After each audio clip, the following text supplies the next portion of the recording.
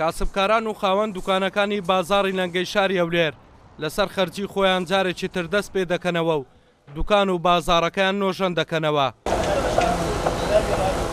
دوای سوتانی بازاڕی لەنگا لایەنە پەیوەندیدارەکان بەڵێنیان بە کاسبکارانی ئەو بازاڕەدا کە قەرەبیان دەکەنەوە و هاوکاریشان دەکەن لە پاکردنەوە و نۆژەنکردنەوەی بازاڕی لەنگا، بەڵام باوتەی کاسبکاران تا ئێستا هیچ هاوکاریەک نەکراون.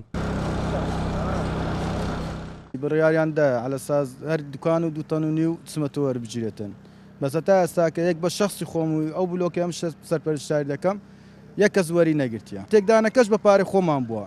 لە چەندە تەلەڤیزۆن نووسرا بوو کۆمپانیایەک بە خۆڕایی فرێدرا بە زوانە بوو هەر کەسە دوکان هەبوو 100,000 دوکان هەیە 40,000 دوکان هەیە 6,000 خاوەنی دوکانەکانی بازاڕی لەنگا لە چاوەڕوانی هاوکاریەکانی لایەنی پەیوەندیداری ئیدارەی پارێزگای هەولێرن بۆ گەیاندنی خزمەتگوزاری بە بازاڕەکە داوا دەکەن لا زووترین کاتدا خزمەتگوزاریەکانیان بۆ بێنن تا بتوانن دەست بەکار و کەسابەتی خۆیان بکەنەوە.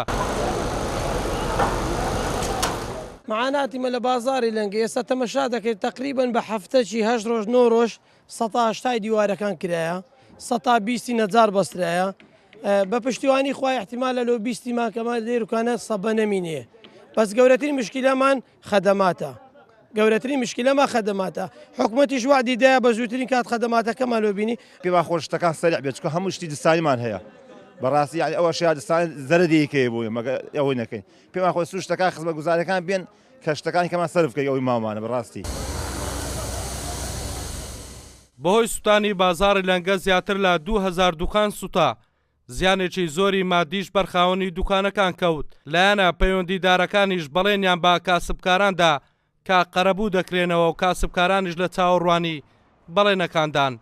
ئاڵگورد ئەحمەد کورساد نیوز هەولێر.